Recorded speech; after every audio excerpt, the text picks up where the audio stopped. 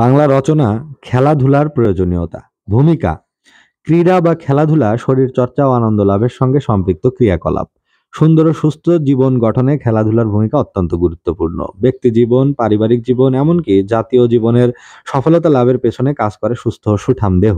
আর এই সুস্থ দেহ গঠনের জন্য খেলাধুলা অপরিহার্য।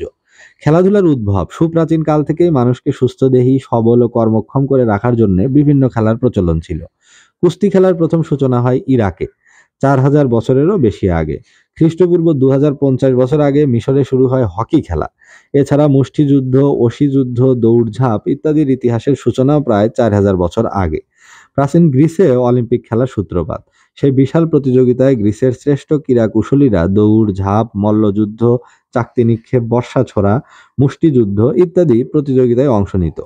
এভাবে অতি প্রাচীনকাল থেকেই মানুষের জীবনে খেলাধুলার প্রয়োজনীয়তা স্বীকৃতি পেয়ে এসেছে। ব্যক্তিত্ব অর্জনে খেলাধুলা ব্যক্তিত্ব অর্জনের ক্ষেত্রে খেলাধুলা অত্যন্ত গুরুত্বপূর্ণ। ইংরেজি প্রবাদে বলা হয়, all work and no play make Jack a dull boy. বস্তুত মনের সতেজতা ও প্রাণময়তা বৃদ্ধিতে খেলাধুলার ভূমিকা যথেষ্ট। খেলাধুলায় রয়েছে সুস্থ প্রতিযোগিতা, তা অনুশীলনের মাধ্যমে মনে আত্মবিশ্বাস ও সবলতার জন্ম দেয়। খেলোয়াড় সুলভ মনোভাব অর্জনের মাধ্যমে জীবনের ঘাত প্রতিঘাত মোকাবেলা সহজ হয়ে ওঠে। খেলাধুলা অনেক ক্ষেত্রে মানসিক দুশ্চিন্তা লাঘবের উপায়। তাছাড়া দাবা, তাস ইত্যাদি চিন্তামূলক খেলা মানুষের বুদ্ধিমত্তাকে বিকশিত করে। আত্মশক্তি অর্জনে খেলাধুলার ভূমিকা অসামান্য।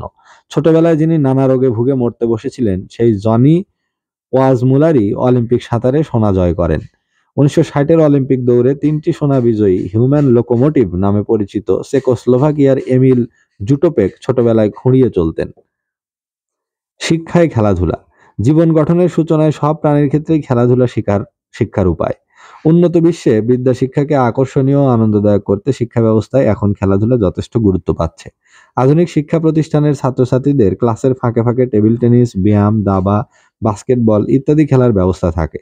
আজকাল ছাত্রছাত্রীদের খেলাধুলায় উৎসাহী করতে শিক্ষা প্রতিষ্ঠানে বার্ষিক ক্রীড়া অনুষ্ঠানেরও আয়োজন করা হয়ে থাকে। মানব মৈত্রী গঠনে খেলাধুলা খেলাধুলা দেশে দেশে, রাষ্ট্রে রাষ্ট্রে প্রীতির বন্ধনকে সুদৃঢ় করায়ও ইতিবাচক ভূমিকা রাখে। খেলাধুলার মধ্য দিয়ে শান্তি ও মৈত্রী স্থাপনের সবচেয়ে বড় সম্মেলন অলিম্পিক গেমস। এই বিশাল ক্রীড়া সম্মেলনে বিশ্বের প্রায় সব দেশের হাজার হাজার খেলোয়াড় অংশগ্রহণ করেন। 2000 সালে সিডনি অলিম্পিকের অনুপম উদ্বোধনী অনুষ্ঠানে প্রতিটি বিশ্ববাসী অনুভব করেছে, দেশভেদ জাতিভেদ সত্ত্বেও মানুষ এক ও অভিন্ন সত্তা। অলিম্পিক ছাড়াও এমনিভাবে ক্রিকেট ও ফুটবল বিশ্বকাপ, ইউরোপিয়ান গেমস, এশিয়ান গেমস ইত্যাদি বহু খেলার আসর আন্তর্জাতিক সম্প্রীতি রক্ষায় সহায়তা করে।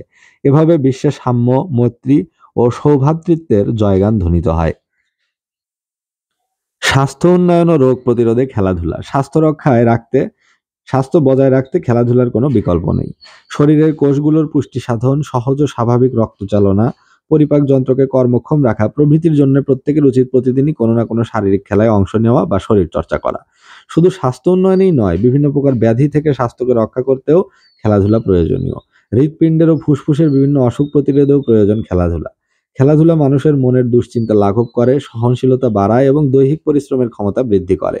সাঁতারের মতো খেলাধুলা মানুষের ফুসফুসের কর্মদক্ষতা বৃদ্ধি করে। মেদ, চর্বি ইত্যাদি দূর করে সুন্দর ও সুঠাম শরীর গঠনে খেলাধুলার বিকল্প নেই।